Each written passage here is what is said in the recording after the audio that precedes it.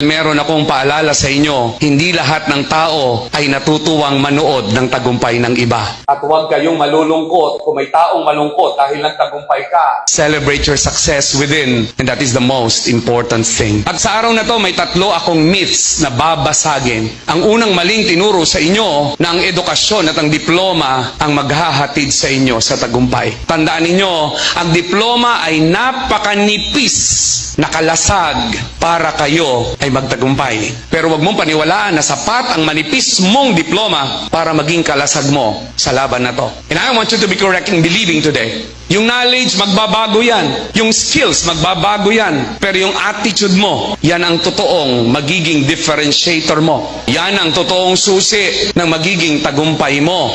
Ang pangalawa kong babasaging katotohanan ay ang pinaniniwalaan na ang sipag at tiyaga ay sapat na. Napakaraming masipag at matyaga, subalit hindi nagtagumpay. Tandaan nyo, ang sipag at tiyaga ay hindi sapat. Kailangan mo ng tamang kaalaman. You have to learn to unlearn. You have to learn to relearn. And you have to learn to learn. And that is the literacy of the modern times. And I don't want you to work hard because a lot are already working hard.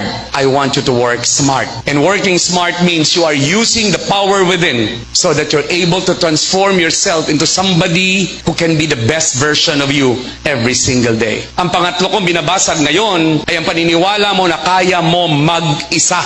Oo, ikaw ay hindi perpekto pero ikaw ay kumpleto. Oo, hindi ka perpekto pero ikaw ay sapat na. And there is nothing wrong with you, but you always have to embrace the beauty of collaboration.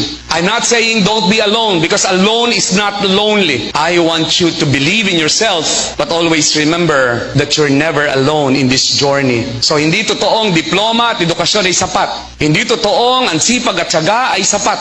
At hindi totoong ikaw bilang ikaw ay sapat. Because you may be the best, but better is always better than best.